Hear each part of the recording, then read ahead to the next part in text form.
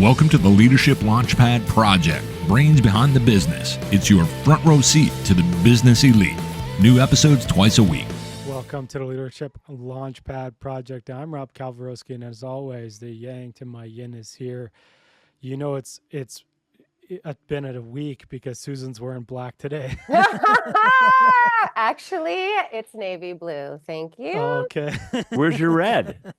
I had my red on last time. Damon, you missed it. We'll have to have you in again, and I'll make sure to make a mental note to get the red back on for you. So we were just starting off mic talking about how incredible it's been up here north of the border. We just had our warmest Halloween ever yesterday. Well, not ever, sorry, since 1970. It was 22 degrees. It was absolutely gorgeous. So I'm not in a black mood today. I'm high flying. I feel excellent and so fired up for our guest. How are you, Robert? Yeah, so here's a local Costa Rica thing. So Halloween's not big here. And it was September 28th, and Ambalia and I went to the store, and they had the Christmas gear all out because wow. a couple days before that there's a holiday here. Yeah. But yeah, it was like you're walking up, it's September 28th, and they got the big inflatable Santa, and the trees are inside, and our neighbor across the street, they put theirs out already. It's so funny. Wow. I feel like it gets earlier and earlier every single damn year, but I get it. We like that festive mood, and so I understand wanting to get that party started 2 months ahead of time. So you didn't dress up for Halloween yesterday, I take it. No, I did. I don't know about Rob did, but David did. I have no choice. I've got a wife who loves Halloween, and you may not believe it, but I also have a 7-year-old and a 3-year-old. So we always have family outfits, and we were the circus this year. I was the ringleader of the circus. So my friends give me a hard time, but I just got to pick your battles. You definitely got to pick those battles for sure. Amazing. And that voice is our special guest this week, the CEO of Learn It, the host of the Learn It All show, and the author of The Learn It All Leader, Damon Lembi. Damon, how are you? I'm great. Thank you for having me, you two. Thanks for joining us. And of course, we got to start off with a quote. And so I have one here from Anthony D'Angelo. And he says, "Develop a passion for learning. If you do, you will never cease to grow." And of course, it's obvious why I picked out one today. Oh, yeah. And so, Damon, can you share a little bit about you and your journey to being where you are today as the CEO of Learn It? Yeah, no, thanks. And great quote.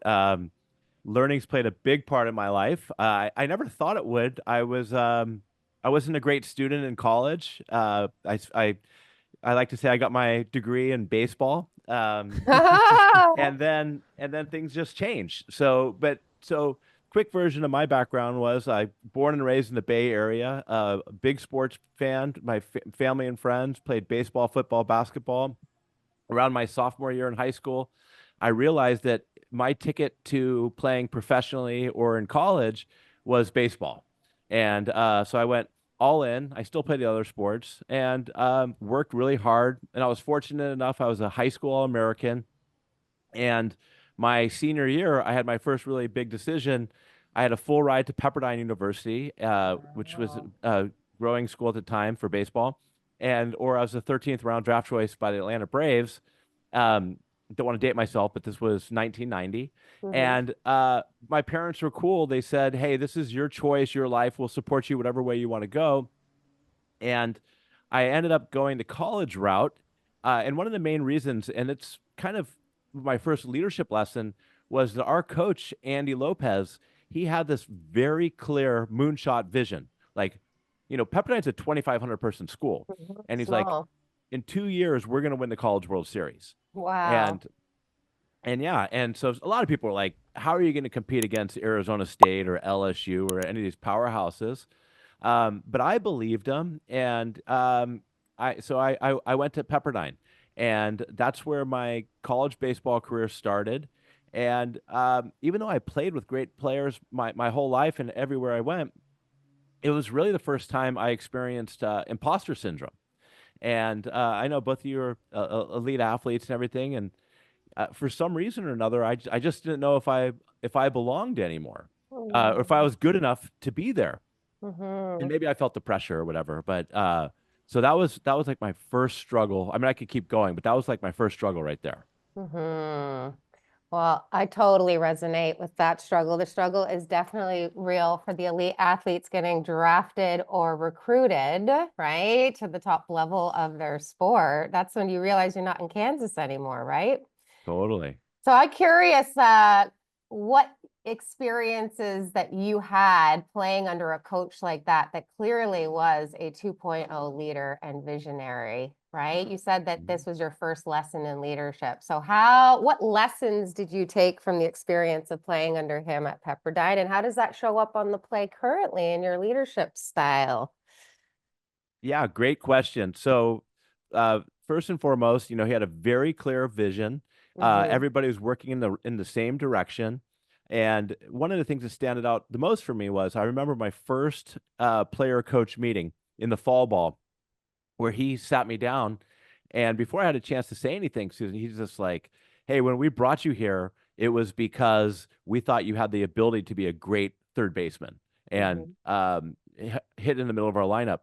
But he's like, "Unfortunately, Damon, over these last 60 days, you don't have what it takes to play Division One baseball." You know, Woo! No, yeah, he didn't. yeah, and so he just kind of sat back and crossed his arms. I couldn't wait to get home. I was like, how do I get out of here? Yeah, I just wanted to go see my yeah, mom, whatever. yeah. And this is a great lesson I learned from him. He sat forward and he said, but that's not what I think about you. That's not what our coaches think about you. That's the limiting beliefs that you have in your head, the self-doubt. And Yes. and he's like, Damon, there's nothing we can do for you about that other than support it. You're going to have to get out of your own head. You're going to have the courage to go out there and play, right? And just be Mm-hmm. yourself and leave it all on the field. Mm-hmm. And so that was, I mean, it's a kind of interesting approach to go about it, but and I like to say that I immediately turned around and had a great career. I ended up getting hurt and I had to leave, but sure enough, guess what happened? They won the Mm. College World Series that year. I believe it. Yeah. I believe Yeah. it. And so, I had this kind of a unique opportunity. I bounced around a little bit, but I played for three Hall of Fame baseball coaches. And that's what, to answer your question, that's what kind of helped me model my approach was, you know, how, from setting very clear moonshot goals to coaching and giving people the opportunity instead of like command and control, and Mm-hmm. um and really just what it takes to being competitive and resilient. Those are all, I think, things that I learned from playing baseball and from these coaches. Now I know Rob's huge on bad bosses. I uh i had a terrible baseball coach. Doesn't matter who it is, but it's somebody who's a big league manager now, and you could learn from them as well. And you can learn from terrible coaches just as much as you can learn Mm-hmm. from great ones. And Mm-hmm. for instance, this guy, whenever something went well, he made it about himself. And whenever something went wrong, he blamed his team. And so that, it just didn't make you feel good. And so that was Mm-mm. an approach that I always told myself, I'm going to give my team the credit. And if something goes wrong, Susan, I'm gonna be the one saying, "Hey, this is on me. I'm the coach." You know what I mean? So those are Mm-hmm. also experiences I learned. Damon, I mean, one is incredible. And I really like recently on this show when Sonia Shori came on, she talked about moonshot goals. And I want to ask you a little bit about that. How do you take your moonshot goals as an organization and then also play that into your annual targets? So what I think you got to do about your moonshot goals is, you know, And that's really important right now because we're finishing out. I don't know when this will go live, but we're finishing up 2024, and I've just been going through budgeting and forecasting for next year, and comp plans for. We have 12 salespeople, and you have to make it stretch, but it can't be ridiculous, right? You can't say, "Oh, we're going to do a 40%, increase in sales," unless you have some kind of facts or roadmap plan to get there. So to answer your question, I think that you want to set stretch goals, even moonshot goals, but you have to have a clear plan on how you can actually accomplish it. Because if you don't, then people are just going to be like, this is just, kind of BS. So that it just falls by the wayside and forgotten. I'm so glad to hear you riffing on this, Damon, because, we hear so much about SMART goals, right? Yeah, How they have to be specific and measurable and achievable and realistic. And I just think, that kind of puts a cap on our potential, right? If it's like totally. feels that safe and predictable, it's like, how much are we actually going outside of our comfort zone where all that untapped potential lives? So yeah, I totally align with that strategy. The question I have for you, since you are in a space in and around learning and development, and I hear a lot of the inspiration you took from your athletic leaders has informed the way that you show up as a leader today. My curiosity wants to talk about how we have this huge gap in terms of leadership development and training for our leaders specifically. The average leader doesn't even get formal leadership training until the average age of 42, I think it is, right, Rob? Or like 10 years in a leadership role. So where along the way did you receive that leadership training and development formally outside of the context of sports? Did you receive that at any point along the way? And what do you think about this massive gap in learning and development for people who carry so much freaking weight, like we just talked about in the athletic arena? Well, I think that's a pretty amazing stat, which I'm surprised I wasn't aware of that you could be in a leadership role for so long without getting any training. A But you know decade. what, Susan? I see it all the time. I'm sure I, you I, I do. see it all the time. And a perfect example is this person I mentor who is very high performing individual contributor in sales. Mm-hmm. And he called me and he said, "Hey, the CEO," and this is a 1,000-person company, and he said the Mm-hmm. CEO, young guy, 28, 29 years old, compared to me, young, and Yeah. says, I'm getting promoted to lead a team of 12. He's like, I'm super excited. And I know this person. And I said, I don't think I said, what about leading excites you? And he said, well, it's going to look great on my resume, and it's a good stepping stone. I can put it on LinkedIn. And I said, are they going to change your comp plans to favor it? What are they going to invest in as far as training for you? And he's like, probably nothing. He's like, we don't spend a lot of training, invest a lot of money on training. And I said, you know what? Don't do it. Don't take it. Your mentality and the way you go about stuff, you're a phenomenal individual contributor. And we all know this. It's a completely different skill set between Oh, yes, it is. between between an individual contributor and a leader. Yeah.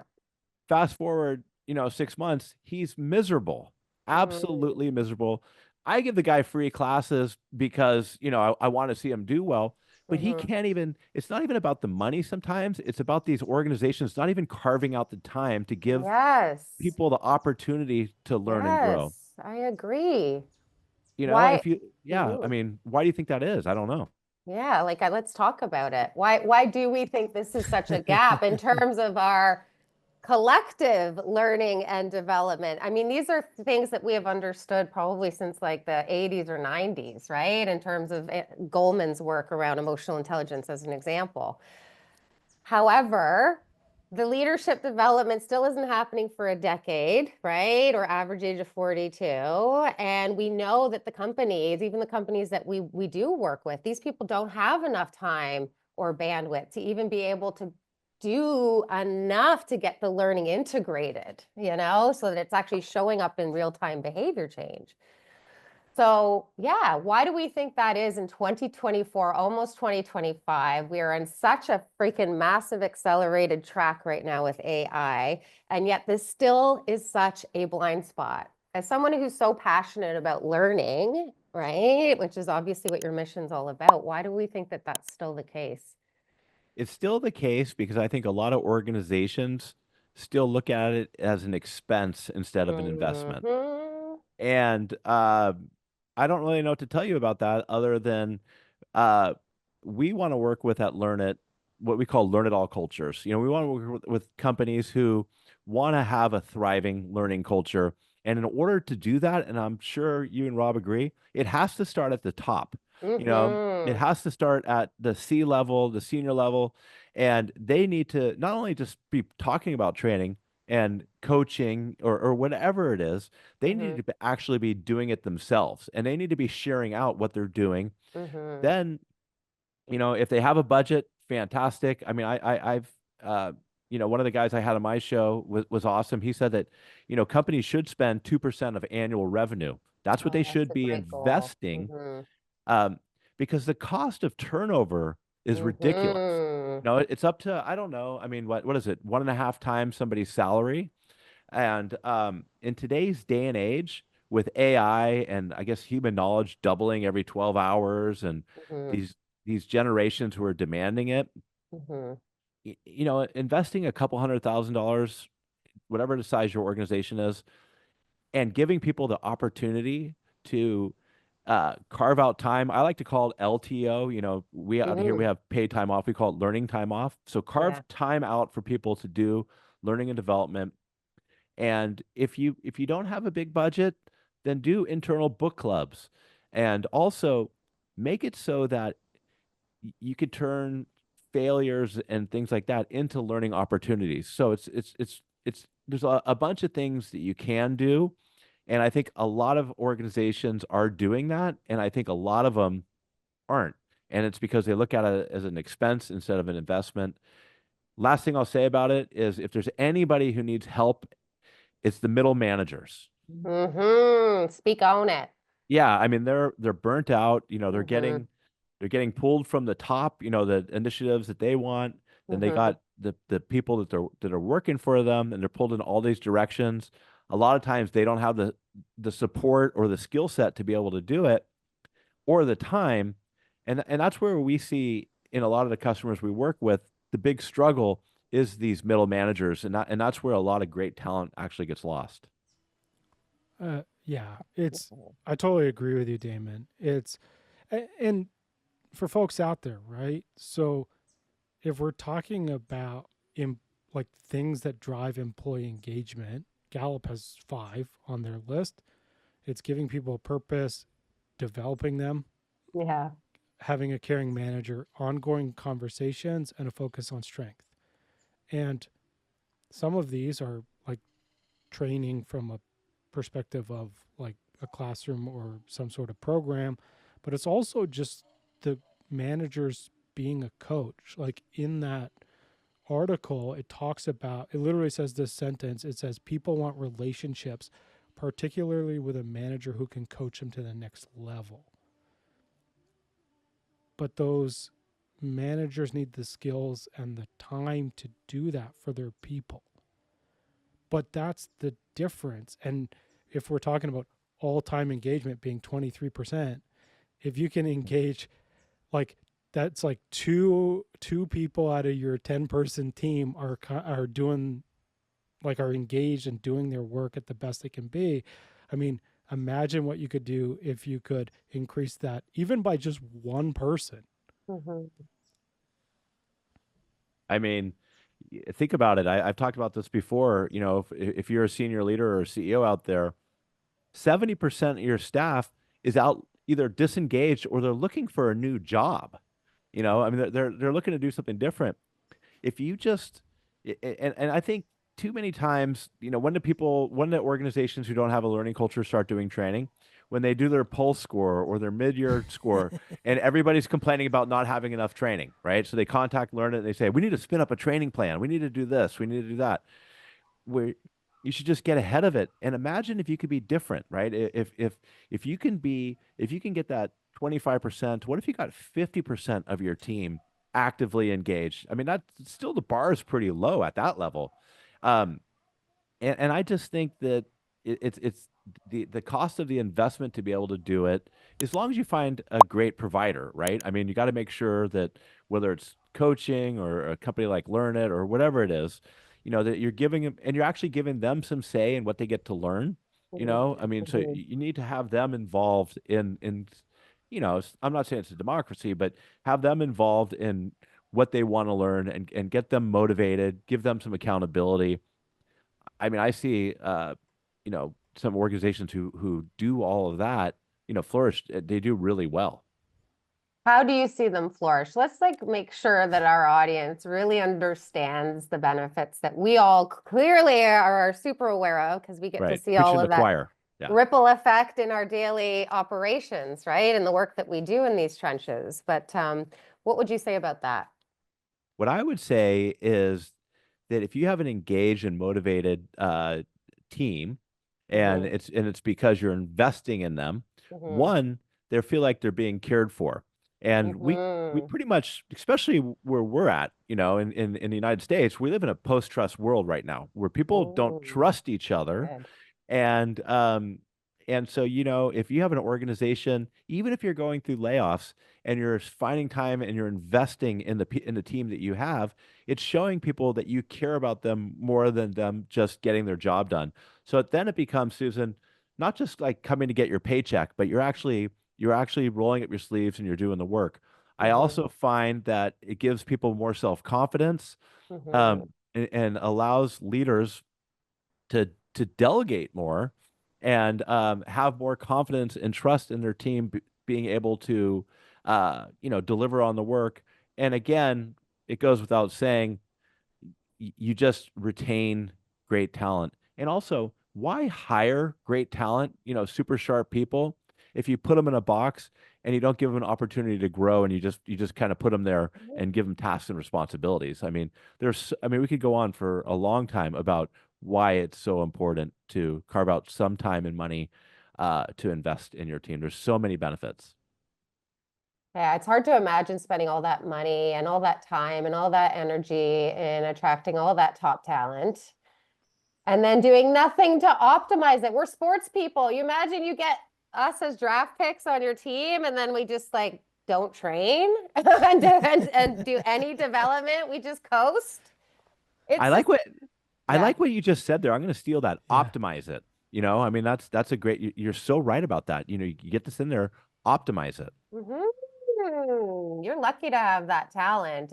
And we just saw in terms of Gallup stats, right? Like you're not even going to get them engaged, showing you that talent and having that talent contribute to your business unless you actually are helping them have a sense of progression, right? We know, especially high performers, we need that challenge.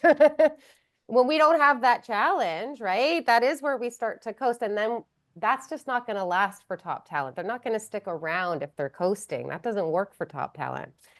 In terms of some of the areas in and around the development that these businesses should be prioritizing, making space for their leaders to be able to get down with, what are some of those maybe top 3 or top 5 areas of learning and development that you think that we should be focused on moving into 2025? Again, great question. And what I would say is, with obviously with everything that's going on with AI and technology, um, soft skills, and I don't like that term. I don't like that I hate term, that soft term skills, too, right? So because they're so hard to train. and they're so important, I mean, Yeah. so we kind of call them now human skills. And Yes. what we're finding is that those are so important these days, right? And it's adaptability, it's creativity, innovation, collaboration, communication, all the skills that you need. I mean, look, if you're going to learn Python and whatever, that's going to be out. You're not going to need to learn how to. You're not going to. I mean, I don't think so. In a couple of years, I don't think you're going to need to know that. You're going to need to know how to ask the right questions and work with the AI. But you need these human skills. And I like to go around saying that and I think all of us as athletes would probably have this, is one of the most important skills that you could really focus on is even learning agility. Mm-hmm. The ability to learn and to unlearn, right? So Mm-hmm. not be stuck in your ways, get things out of your head, but to be able to, like in sports, if I was playing baseball and I struck out, well, hopefully I got some feedback. And then I learned from that feedback and I turned around 15 minutes later and adjusted. The same thing's happening in the business world. Mm-hmm. You have to know how to learn and evolve. So to answer your question, I think the human skills from adaptability, learning agility, collaboration, creativity, that's where we're seeing most of our customers coming to us. And also, of course, how to manage multi-generation organizations. Those are Mm-hmm. the top skills we're seeing right now.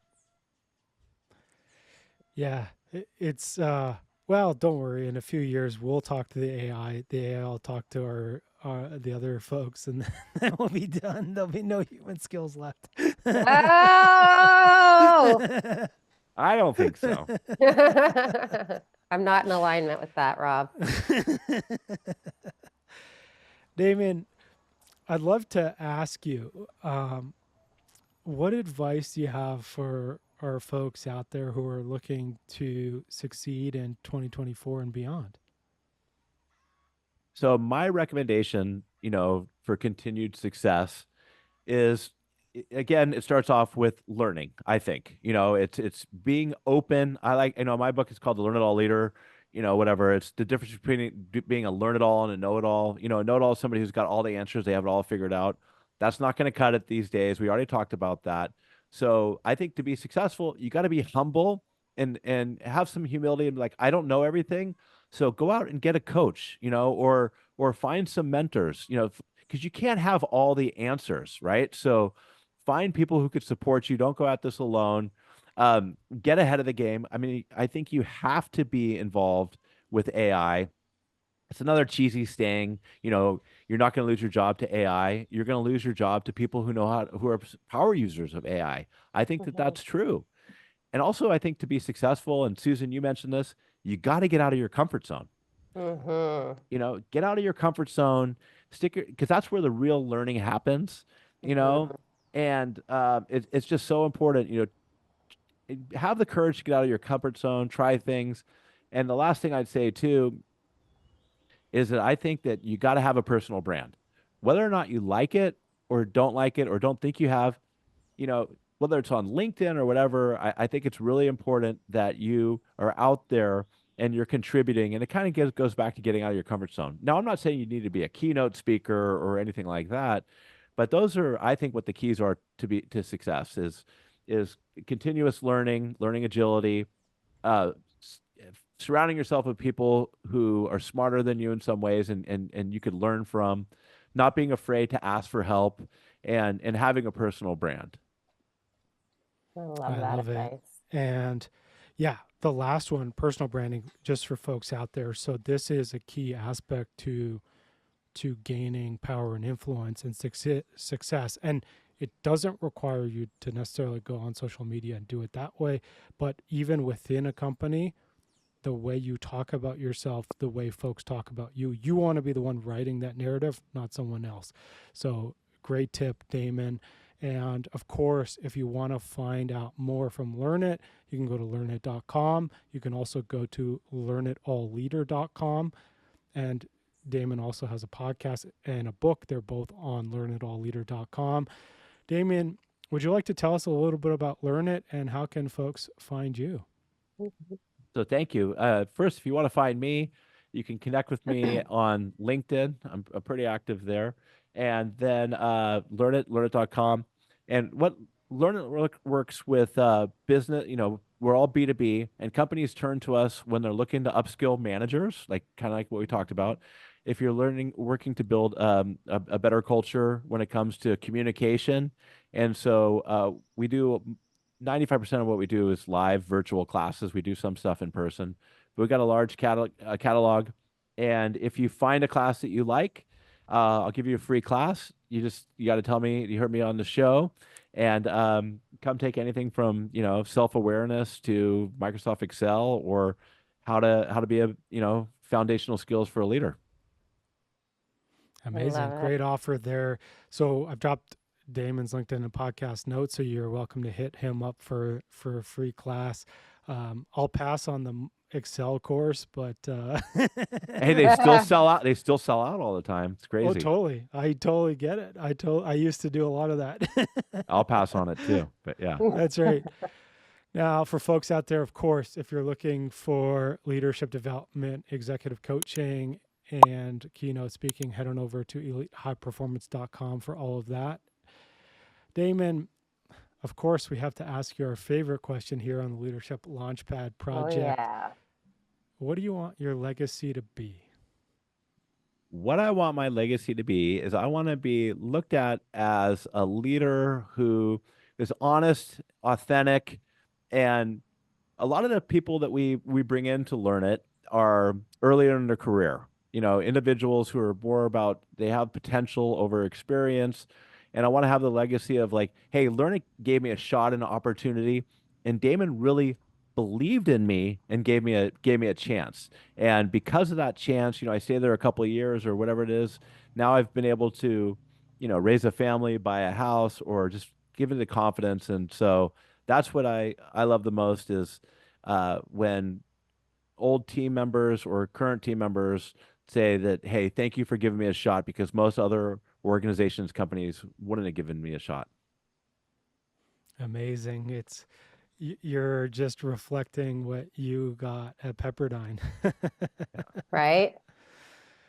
Also, folks, Pepperdine, beautiful campus, Oh, beautiful yeah. university. Would totally recommend. Malibu. Yeah, but Malibu, California, Yeah, folks. but I ended up at Arizona State, a little different. My glory days was, I hit a home run in the World Series there. So Pepperdine's awesome, beautiful, but I kind of like the bigger school. So, but they're all great.